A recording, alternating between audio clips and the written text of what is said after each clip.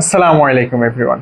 আমি আফতেহাজত সালফেরিক বেঞ্চের পক্ষ থেকে আজকে আবার তোমাদের জন্য ফিজিক্সের একটা খুবই সুন্দর কনসেপ্টের একটা ম্যাথ নিয়ে আসছি। এই যে ম্যাথটা তোমরা স্লাইডে দেখতে পাচ্ছ, এটা হচ্ছে তোমাদের একটা টেস্ট পেপারের একটা স্বনামধন্য কলেজের ম্যাথ। বাট এই ম্যাথটা আজকে দেখানোর কারণ হচ্ছে এটা কিন্তু বোর্ডেও আসতে পারে, এটা একদম বোর্ড স্ট্যান্ডার্ড একটা ম্যাথ। এবং এখানে ফিজিক্সের আমাদের খুবই সুন্দর একটা কনসেপ্ট ইউজ হয়েছে। তোমরা দেখতেই পাচ্ছ এখানে আমাদের ফিজিক্সের কপিকলের যে কনসেপ্টগুলো আছে সেটা ইউজ হয়েছে। তো অ্যাকচুয়ালি এই যে সিকিউটা আসছিল সেখানে চারটা কোশ্চেনই ছিল ক খ গ ঘ। বাট আমি তোমাদেরকে শুধু ঘ নাম্বার কোশ্চেনটা নিয়ে আসছি তোমাদেরকে কাছে। আমরা আজকে এই কোশ্চেনটা একটু সলভ করব। এবং এই যে কোশ্চেনটা কপিকলের কনসেপ্টটা তোমরা জানো যে এটা তোমাদের কোন চ্যাপ্টারের। এটা অ্যাকচুয়ালি তোমাদের বল চ্যাপ্টার থেকেও হতে পারে, আবার তোমাদের কাজ ক্ষমতা শক্তি চ্যাপ্টার থেকেও আসতে পারে কপিকল কনসেপ্টের ম্যাথ। কিভাবে? আমরা জানি যে কপিকলের মধ্যে অ্যাকচুয়ালি আমাদের বলের সূত্রগুলো তো প্রযোজ্য হয়, বলের কনসেপ্ট তো প্রযোজ্য হয়, আবার কাজ ক্ষমতা শক্তিরও কিছু কনসেপ্ট আমাদের এখানে প্রযোজ্য হয়। তো এই ম্যাথটার স্পেশালিটিটাই হচ্ছে, এই ম্যাথটা আমি তোমাদেরকে দুটো প্রসেসেই সলভ করে দেখাবো। প্রথমটা হচ্ছে যে বল চ্যাপ্টার কনসেপ্টের বেসিসে, পরেরটা হচ্ছে কাজ ক্ষমতা শক্তি চ্যাপ্টারের কনসেপ্টের বেসিসে। তো চলো কথা না বাড়িয়ে আমরা হচ্ছে ম্যাথটার দিকে একটু ফোকাস করি। ম্যাথে তোমরা চিত্রে দেখতে পাচ্ছ একটা কপিকল আছে, কপিকলে একটাই সুতা বা দড়ি যাই বলো না কেন, সেই দড়িটাকে আমরা এপার ওপার কপিকলের বিস্তৃত করে দিছি। একটাই দড়ি, একটা দড়ির এপারে আমরা এই প্রান্তে আমরা রাখছি এই বিন্দুতে একটা বস্তু যেটার ভর হচ্ছে 16 কেজি। এটাকে আমরা চাইলে M1 নাম দিতে পারি, এটা হচ্ছে আমাদের M1 বস্তু। আর এই প্রান্তে বি বিন্দুতে আমরা ঝুলাইছি আমাদের M2 বস্তু যার ভর হচ্ছে 1.5 কেজি। আচ্ছা, এরপর আমরা কি করলাম, এই বি বস্তুটার নিচ থেকে আরেকটা দড়ি দিয়ে তাকে ভূমির সাথে একটা সুতো দিয়ে এই যে এখানে আমরা কি করলাম, বেঁধে রাখলাম কেন? আমাদের এখন এই যে আমাদের একটা কমন সেন্সের মাধ্যমে আমরা বুঝতে পারতেছি, এটা একটা জেনারেল ইনটিউশন।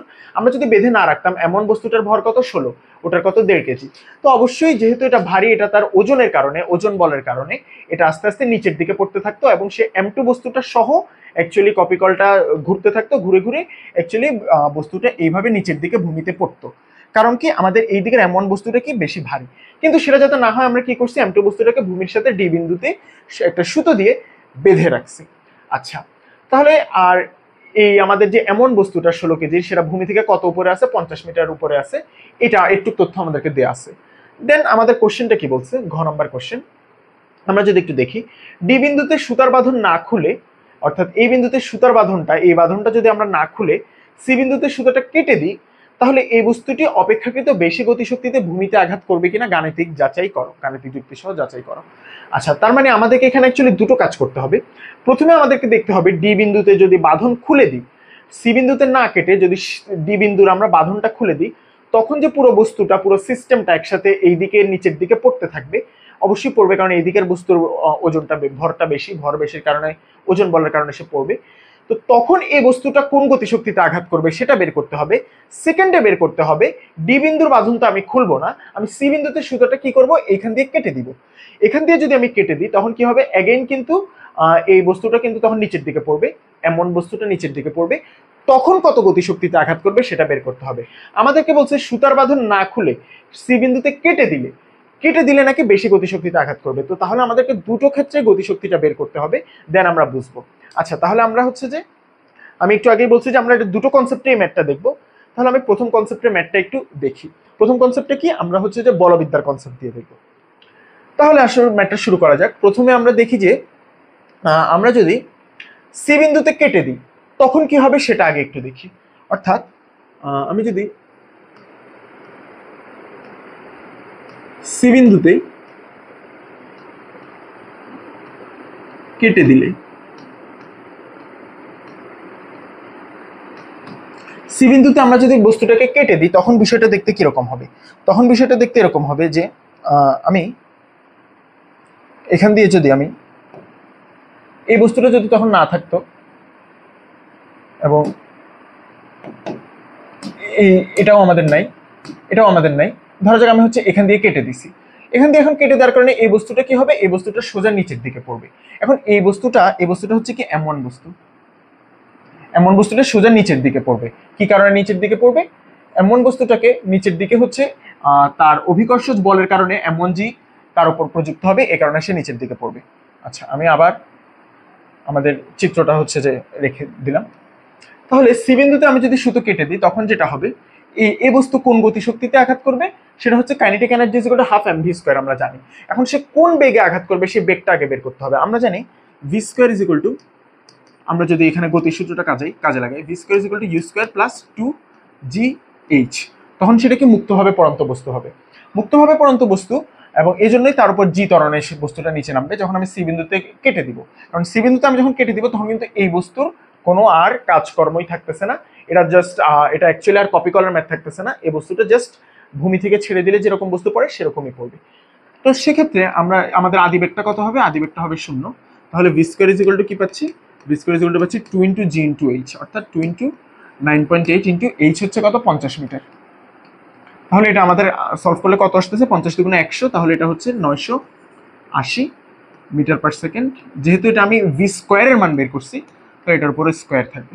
আচ্ছা, এবার হচ্ছে যে তাহলে কাইনেটিক এনার্জিটা কত হবে, কাইনেটিক এনার্জি হবে হাফ এম ভি স্কোয়ার।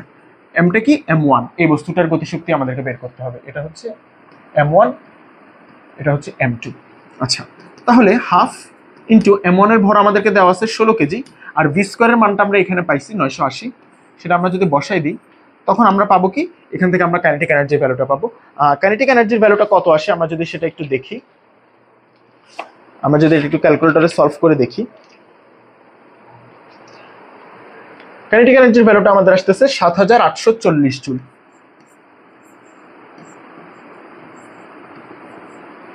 এখন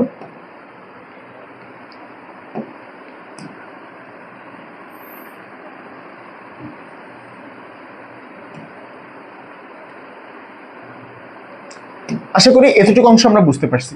এইবার আমরা যে জিনিসটা দেখব, আমি যদি সি বিন্দুতে যদি আমি সুতা কেটে দিই তখন এটা জাস্ট মুক্তভাবে পড়ন্ত বস্তুর মতোই পড়বে, একটু আমরা বুঝছি। এবার আমরা যেটা দেখবো যে ডি বিন্দুতে আমি সি বিন্দুতে সুতা কাটতেছি না, আমি জাস্ট ডি বিন্দুর বাঁধনটা খুলে দিব। আমরা যদি কোশ্চেন দেখি, আমাদের কোশ্চেনে কি বলছিল, কোশ্চেনে বলছিল যে ডি বিন্দুতে সুতার বাঁধন না খুলে সি বিন্দুতে সুতা কেটে দিলে, এটা আমরা দেখছি সি বিন্দুতে কেটে দিলে কি হবে। আরেকটা দেখবো কি, ডি বিন্দুতে যদি সুতার বাঁধন খুলে দিই, কারণ আমাদেরকে দুই ক্ষেত্রে গতিশক্তি কম্পেয়ার করতে বলছে। তাহলে এবার আমরা কি করব, এবার আমরা সি বিন্দুতে কাটবো না, ডি বিন্দুর বাঁধনটা খুলে দিব, অর্থাৎ এই রশিটা খুলে দিব। এই রশিটা যদি আমি খুলে দিই তখন জিনিসটা এরকম হবে, এটা হচ্ছে আমাদের ডি বিন্দু। আচ্ছা, এখন যেটা হবে, তাহলে এই বাঁধনটা খুলে দিলে এই জিনিসটা আর থাকবে না, এই দড়িটা থাকবে না। এখন এবার কি হবে, এবার হচ্ছে যে আমাদের কপি কলের কনসেপ্টটা প্রয়োগ করতে হবে। কপি কলের কনসেপ্টটা কি, কপি কলের কনসেপ্ট হচ্ছে যে এবার বস্তুটা এইভাবে পুরো সিস্টেমটা, এই বড় বস্তুটা ছোট বস্তুটাকে নিয়ে অ্যাকচুয়ালি তার ওজন বলের কারণে এইভাবে নিচের দিকে পড়তে থাকবে। নিচের দিকে যখন পড়তে থাকবে তখন আমাদেরকে যেটা বুঝতে হবে, কপি কলে এখানে একটাই যেহেতু দড়ি, এখানে কিন্তু উভয় বস্তুর উপরই টান বল প্রযুক্ত হবে, দড়ির টান বল। তাহলে আমরা টান বলটা যদি একটু খেয়াল করি, টান বলটা কোন দিকে প্রযুক্ত হয়, একটা আমাদের খুবই গুরুত্বপূর্ণ কনসেপ্ট বুঝতে হবে। টান বল সবসময় ঝুলন বিন্দুর দিকে কাজ করে, কোন দিকে, ঝুলন বিন্দু। তাহলে আমি যদি এই দিকের বস্তুর জন্য দেখি, বি বস্তুর জন্য, বি বস্তুর জন্য ঝুলন বিন্দু কোথায়, এখানে। আমাদের ঝুলন বিন্দুটা আলটিমেটলি এইখান থেকেই মূলত দুইটা সুতাই এখান থেকে আসছে। তাহলে আমাদের এই দিকে কাজ করবে, কোন দিকে, সবসময় ঝুলন বিন্দুর দিকে কাজ করবে, অর্থাৎ এইদিকে আমাদের টান বল টি কাজ করবে। এবং এমন বস্তুর জন্য তার ঝুলন বিন্দু কোথায়, এখানে, এখান থেকেই দড়িটা আসছে, তাহলে এর জন্যও ঝুলন বিন্দুর দিকে টি বলই কাজ করবে। এখন কথা হচ্ছে ভাইয়া দোনোটাই কি টি হবে, হ্যাঁ দোনোটা ভাইয়া টি হবে। এর কারণ হচ্ছে, এটা হচ্ছে খুবই গুরুত্বপূর্ণ একটা কনসেপ্ট, যখন আমাদের কপি কলে একটাই দড়ি থাকে, একটা দড়িতে কখনোই আমাদের দুইটা ভিন্ন টান বল কাজ করতে পারবে না, সবসময় একটা টান বলই কাজ করবে। তাই এদিকেরটাও যদি টি হয় তাহলে আমাদের এদিকেরটাও কত হবে, টি হবে। আচ্ছা, এরপরে আমরা যদি একটা জিনিস দেখি, বি বস্তুর উপর আর কি বল আছে, বি বস্তুর উপর হচ্ছে যে আমাদের তার অভিকর্ষ ত্বরণের কারণে সে নিচের দিকে একটা বল প্রযুক্ত হবে, তার ওজন বল, সেটা হচ্ছে কত, সেটা হচ্ছে m2g বল। আচ্ছা, আর m1 এর উপর, m1 এর উপরও ভাইয়া নিচের দিকে একটা বল প্রযুক্ত হবে, সেটা হচ্ছে কত, m1g বল। এটা হচ্ছে তাদের ওজন বলের কারণে, একটুকু আমরা জানি। তাহলে ভাইয়া এখান থেকে আমরা কি দুইটা সমীকরণ দ্বারা করাতে পারি না, বি বস্তুর জন্য এবং এ বস্তুর জন্য? আমি যদি এ বস্তুর জন্য দেখি, একটু খেয়াল করি এই বস্তুর উপর। আচ্ছা, আরেকটা জিনিস আগে একটু বলে রাখি, এই যে বস্তুটা এখন এই পজিশনে আছে, বস্তুটা কিন্তু আলটিমেটলি এই পজিশনে থাকবে না। কেন থাকবে না, কারণ আমরা দেখতেই পাচ্ছি এই বস্তুর ওজনটা বেশি, এই বস্তুকে বেশি ওজনে টানতেছে পৃথিবী, তাই আলটিমেটলি কিন্তু আমাদের বস্তুটা এই দিকে নিচের দিকে পড়তে থাকবে, বি বস্তুটা সহ। তখন আলটিমেটলি পুরো সিস্টেমটা, এই পুরো সিস্টেমটা আমি মানে এ বস্তু বি বস্তু সহ কপিকল সহ পুরো যে সিস্টেমটা, পুরো সিস্টেমটা এ ত্বরণের নিচের দিকে নামবে। আমি ধরে নিচ্ছি যেই ত্বরণের নিচের দিকে নামবে সেটা হচ্ছে এ ত্বরণ। তাহলে আমি যদি দেখি বি বস্তুটার ক্ষেত্রে কি হচ্ছে, এটা যখন এ ত্বরণের নিচের দিকে নামতেছে, যেহেতু এটা একটা সিস্টেম, পুরোটা একটা সিস্টেম, তখন বি বস্তুটাও একই সাথে এ ত্বরণে উপরের দিকে উঠবে, তাই না ভাইয়া? আমরা যদি দেখি এটা যখন নামতে থাকবে ওইটা কিন্তু তখন উঠতে থাকবে। এভাবে একসময় এই বস্তুটা মাটিতে আঘাত করবে, এবং মাটিতে আঘাত করলে এই বস্তু কত গতিশক্তিতে আঘাত করবে সেটাই আমাদেরকে বের করতে হবে।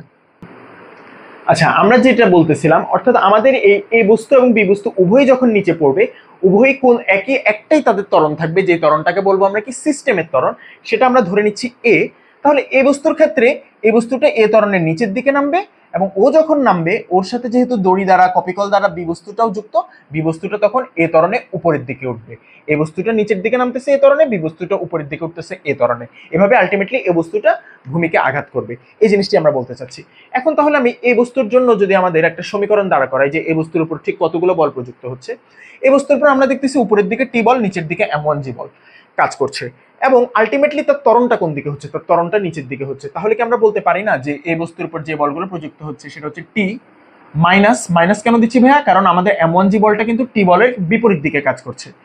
টি minus M1G is equal to আমি কি বলতে পারি, আলটিমেটলি সে কোন ত্বরণে নামতেছে, আলটিমেটলি যেহেতু সে এ ত্বরণে নামতেছে, তাহলে তার যে ত্বরণটা হবে এটা হচ্ছে আমাদের কি, এটা হচ্ছে আমাদের সামেশন অফ এফ। অ্যাকচুয়ালি এটা হচ্ছে আমাদের সামেশন অফ এফ, অর্থাৎ যতগুলো বল প্রযুক্ত হচ্ছে সেটা ইজ ইকুয়াল টু হবে এম এ।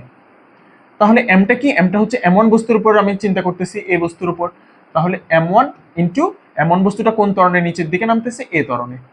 আচ্ছা, এখন ভাই আমি টি থেকে কেন M1G বিয়োগ দিচ্ছি, আমি M1G থেকে কেন টি বিয়োগ দিই নাই, কারণ ভাই আমি জানি হচ্ছে টি বলটা বড় M1G এর চেয়ে। কিভাবে আমি ভাইয়া বুঝলাম, অ্যাকচুয়ালি সরি একটা মিস্টেক হচ্ছে এখানে। আচ্ছা ভাই এবারটা কাটেন, স্টপ করো। আচ্ছা, তো আলটিমেটলি আমি যে কথাটা বলতেছিলাম সেটা হচ্ছে যে আমাদের এই বস্তুটা যখন নিচের দিকে নামতে থাকবে, সে তার সাথে যেহেতু কপিকল দ্বারা বি বস্তুটাও যুক্ত, তখন বি বস্তুটাও আলটিমেটলি উপরের দিকে উঠতে থাকবে, এবং এই বস্তুটা এখন এই বস্তুটা কোন ত্বরণে নামতে থাকবে, আমি ধরে নিচ্ছি পুরো আমাদের সিস্টেমটাই এ ত্বরণে গতিশীল হবে, এটা হচ্ছে আমরা ধরে নিচ্ছি। তাহলে আমরা যেটা বলতে পারি যে আমাদের এই বস্তুটা এ ত্বরণের নিচের দিকে নামছে এবং বি বস্তুটা এ ত্বরণে উপরের দিকে উঠছে, এবং এভাবেই যখন সিস্টেমটা চলতে থাকবে একসময় কি হবে, একসময় এই বস্তুটা ভূমিকে আঘাত করবে, ভূমিকে আঘাত করার মুহূর্তে তার গতিশক্তি কত সেটাই আলটিমেটলি আমাদেরকে বের করতে হবে।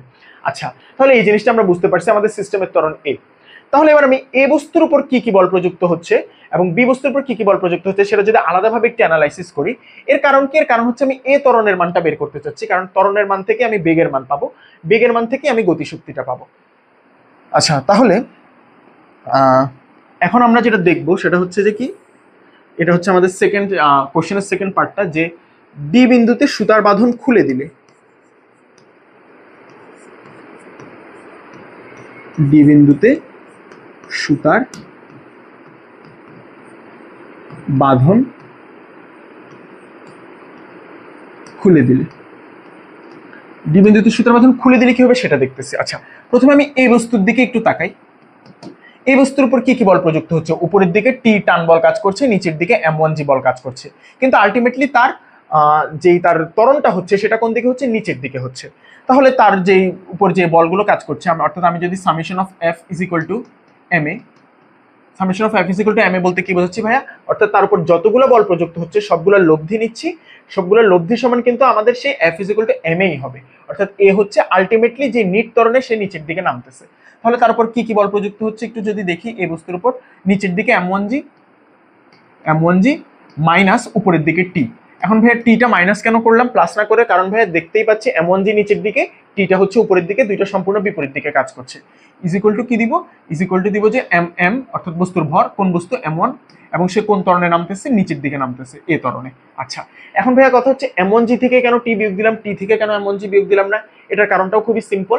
এটার কারণ হচ্ছে যে আমরা দেখতে পাচ্ছি এই বস্তু যেই এই বস্তুটা 16 কেজির বস্তুটা, সেটা হচ্ছে এ ত্বরণের নিচের দিকে নামতেছে, যেহেতু আলটিমেটলি তার ত্বরণ নিচের দিকে হচ্ছে, তার মানে অবশ্যই কি নিচের দিকে আমার যে বলটা, সেই বলটা হচ্ছে বড় বল, মানে হচ্ছে যে M1Gটা বড়, আর মানে হচ্ছে টান বল টিটা হচ্ছে ছোট, তাই আমি বড় বলটা থেকে ছোট বলটা বিয়োগ দিছি।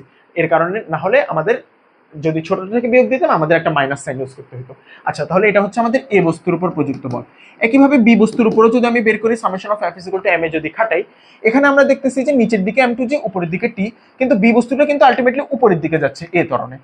তাহলে আমাদের বুঝে নিতে হবে বি বস্তুর ক্ষেত্রে টান বল টিটা হচ্ছে বড়, তাহলে আমি এখানে কি করব, টি থেকে কি বিয়োগ দিব, টি থেকে M2G বিয়োগ দিব, m2g কেন? কারণ নিচের দিকে যে m2g বলটা কাজ করছে বি বস্তুর উপর। t minus m2g is equal two কি দিব? ma, অর্থাৎ m হচ্ছে m2 ইন্টু a কেন ভাইয়া? কারণ এ বস্তুটাও এ ত্বরণের নিচে উঠতেছে, বি বস্তুটার উপরও ত্বরণ এ, কিন্তু সেটা নিচে এ বস্তু নিচে নামতেছে, বি বস্তু উপরে উঠতেছে। তাহলে ভাই আমি এখান থেকে দুটো ইকুয়েশন পাইলাম না এ আর বি এর জন্য? এ আর বি এর জন্য আমি দুটো ইকুয়েশন পেলাম না ভাইয়া? এই দুইটা ইকুয়েশন থেকে আমি এখন এর মানটা বের করতে হবে, ত্বরণের আমার যে সিস্টেমের যে ত্বরণটা সেটা বের করতে হবে। কেন ভাইয়া ত্বরণ কেন বের করব? কারণ আমাদেরকে ভাইয়া গতিশক্তি বের করতে বলছে। গতিশক্তি বের করতে হলে কি লাগবে? শেষ বেগটা লাগবে, অর্থাৎ ভূমিতে যে মুহূর্তে আঘাত করবে ওই মুহূর্তের বেগটা লাগবে। ওই মুহূর্তের বেগ বের করতে হলে ভাইয়া আমরা দেখছি আমাদের যে সূত্র V square is equal to U square plus 2gh বা 2ah, অর্থাৎ এখানে আমাদের ত্বরণের মানটা লাগে। তো ত্বরণটা আমরা বের করতে চাচ্ছি। এখন এখান থেকে ত্বরণটা কিভাবে বের করব? এখান থেকে ভাইয়া যে ত্বরণটা বের হবে, আমরা যদি এখানে যে কাজটা করব, আমরা যদি এখানে আমি যদি 1 নাম্বার ইকুয়েশন থেকে 2 নাম্বার ইকুয়েশনকে বিয়োগ দিই, তাহলে কিন্তু আমি এখান থেকে এর মানটা পেয়ে যাব। উভয় দিক থেকে আমাদের টিটা চলে যাচ্ছে। সরি, আমি 1 নাম্বার ইকুয়েশনকে যদি 2 নাম্বার ইকুয়েশন দিয়ে যোগ দিই, তাহলে আমরা এখান থেকে মাইনাস টি প্লাস টি কাটাকাটি চলে যাচ্ছে। অর্থাৎ এখান থেকে আমি এর যে ইকুয়েশনটা পাবো সেটা হবে অনেকটা এরকম, যে এখানে থাকবে হচ্ছে আমার m1g মাইনাস m2g, অর্থাৎ আমি যদি কমন নিয়ে লিখি m1 মাইনাস m2 ইন্টু জি, নিচে থাকতেছে হচ্ছে আমার m1 প্লাস m2। আমাদের যাদের সন্দেহ আছে আমরা চাইলে এটা হচ্ছে করে দেখতে পারি। আমাদের আলটিমেটলি এর যে ইকুয়েশনটা আসবে সেটা হচ্ছে এটা, a is equal to m1 minus m2g divided by m1 plus m2। এখন এই জিনিসগুলো আমাদের মান দেওয়া আছে না ভাইয়া? তাহলে আমরা হচ্ছে ম্যাথটা একটু সলভ করে ফেলি, এর মানটা অ্যাকচুয়ালি কত আসে। তাহলে এর মানটা আমরা বসাই ইকুয়েশনে, m1 মাইনাস m2, m1 কত? 16 মাইনাস 1.5 কেজি, 16 মাইনাস 1.5 ইন্টু জি এর মান কত ভাইয়া? 9.8 divided by m1 plus m2, 16 plus 1.5। এখন ভাই এটা যদি আমরা ক্যালকুলেট করি, আমরা যদি একটু ক্যালকুলেটরে ম্যাথটা ইনপুট দিই, তাহলে আমাদের কত আসতেছে ত্বরণের মানটা ভাইয়া? ত্বরণের মানটা আসতেছে আমাদের 8.12 মিটার পার সেকেন্ড স্কোয়ার। আচ্ছা, তাহলে ভাই এইটা কি ত্বরণ বের করলাম? আলটিমেটলি আমার যে নিট ত্বরণটা, অর্থাৎ আমি কিন্তু জানি এই বস্তুর উপর জি ত্বরণও কাজ করতেছে, আবার তার উপর টান বলটিও কাজ করতেছে, এই বস্তুর উপর ওজন বলও কাজ করতেছে, আবার টান বলটিও কাজ করতেছে। সবকিছু মিলাই আলটিমেটলি লব্ধি যেই ত্বরণ, এটা হচ্ছে সেই লব্ধি ত্বরণটা, অর্থাৎ এটা হচ্ছে এ নেট। ভাই আমাদেরকে একটু ভালো মতো বুঝতে হবে, এটা হচ্ছে এ নেট। আমি এই যে এটা বের করলাম, এটা হচ্ছে এ নেট। তাহলে আমি এ নেট পেয়ে গেছি। এখন আমি যেটা করব ভাইয়া সেটা হচ্ছে, তাহলে এবার আমি এই বস্তুটা কোন বেগে আঘাত করবে সেটা বের করে ফেলি। এই বস্তুর জন্য আমি আবার ইকুয়েশন লিখি, V square is equal to U square plus 2ah। ভাইয়া এ কেন দিলাম এবার এখানে? ওখানে জি দিছি ভাই, ওখানে মুক্তভাবে নিচে পড়তেছিল, তাই তার উপর শুধু ত্বরণ জি কাজ করতেছিল। এখন তার উপর দুইটা বল আছে, দুইটা বলের কারণে লব্ধি যে ত্বরণ সেটা আগেই বের করে নিছি এ, তাই ভাইয়া এখানে এ ত্বরণটা দিছি। আচ্ছা, এখন ভাইয়া বস্তুটা যখন আমি ডি বিন্দুতে সুতার বাঁধন খুলে দিব, প্রথমে তো বস্তুটা ভাইয়া স্থির ছিল না, সুতা যখন বাঁধা ছিল, আমি যখন খুলে দিচ্ছি ওই মোমেন্টে কি তার কোনো আদিবেগ ছিল? আদিবেগ কিন্তু ছিল না। তাহলে ভাইয়া ইউ স্কোয়ার মান কত আসবে? 0 আসবে। তাহলে ভাই বি স্কোয়ার মান কত আসতেছে? মানগুলো বসাই দাও, 2। আমি চাইলে মান বসাইতেও পারি, মান নাও বসাতে পারি, আমি এটাকে এভাবে রাখি। তাহলে আমাদের ভাই ভি স্কোয়ার কত আসতেছে? ভি স্কোয়ার আসতেছে 2ah। আচ্ছা, কিন্তু ভাই ভি স্কোয়ার তো আমাদের বের করতে বলে না, আমাদেরকে বের করতে বলছে এই ভিটা কি? ভিটা হচ্ছে যে এই মুহূর্তে এখানে যখন আসবে এই বস্তুটা, ওই মুহূর্তে তার বেগ, অর্থাৎ ভূমিতে টাচ করার মুহূর্তে তার বেগ। আচ্ছা, তাহলে এবার ভূমিতে টাচ করার মুহূর্তে গতিশক্তিটা বের করি। ভূমিতে টাচ করার মুহূর্তে kinetic energy is equal two ভাইয়া হাফ এম, ভূমিতে টাচ করার মুহূর্তের বেগ তার উপর বর্গ, ভূমিতে টাচ করার মুহূর্তে বেগ কত ভাইয়া? ভি বের করলাম, তাহলে ভি এর উপর স্কোয়ার।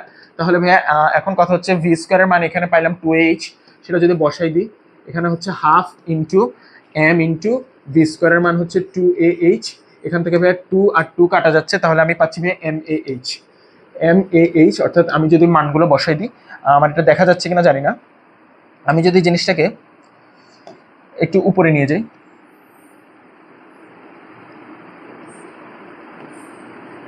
আচ্ছা, তাহলে ইজ ইকুয়াল টু MAH এর মান কত? এম কত ভাইয়া? আমি কোন এম ইউজ করতেছি ভাই? এটা হচ্ছে M1।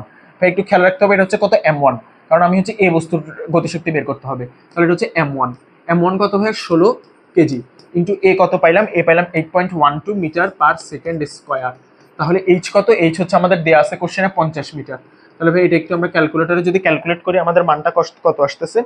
মানটা আসতেছে হচ্ছে আমাদের 6496। কত আসতেছে? 6496। হ্যাঁ, কাইনেটিক এনার্জির একক কত? এটা হচ্ছে শক্তির একক, অর্থাৎ জুল। তাহলে আমরা পেয়ে গেলাম যে সি বিন্দুতে আমরা যদি সি বিন্দুতে কেটে দিই তখন কাইনেটিক এনার্জি কত, এটা হচ্ছে ইকে ওয়ান ধরতে পারি। ইকে ওয়ান এর ভ্যালু কত, ইকে ওয়ান এর ভ্যালু হচ্ছে 7840 জুল। আর যদি সি বিন্দুতে কেটে না দিয়ে ডি বিন্দুতে সুতার বাঁধন খুলে দিই তখন ইকে টু কত ভাই, একটু খেয়াল করি, ইকে টু কত, ইকে টু আসতেছে আমাদের 6496 জুল। কোন ক্ষেত্রে বেশি আসতেছে, ইকে ওয়ানটা বেশি আসতেছে না ভাইয়া? আমরা যদি একটু দেখাই যে অ্যাকচুয়ালি যেটা হচ্ছে সেটা হচ্ছে EK one is greater than EK two না? আমাদেরকে কোশ্চেনে ভাইয়া এই জিনিসটাই চাইছিল না, এই জিনিসটাই কি দেখাইতে বলছিল না যে আমরা কোশ্চেন কি বলছে, ডি বিন্দুতে সুতার বাঁধন না খুলে সি বিন্দুতে কেটে দিলে এই বস্তুটি বেশি গতিশক্তিতে ভূমিতে আঘাত করবে। তাহলে ভাই আমরা এই জিনিসটা দেখাতে পারছি না এখানে যে EK one is greater than EK two? তাহলে ভাই আমরা বুঝতে পারছি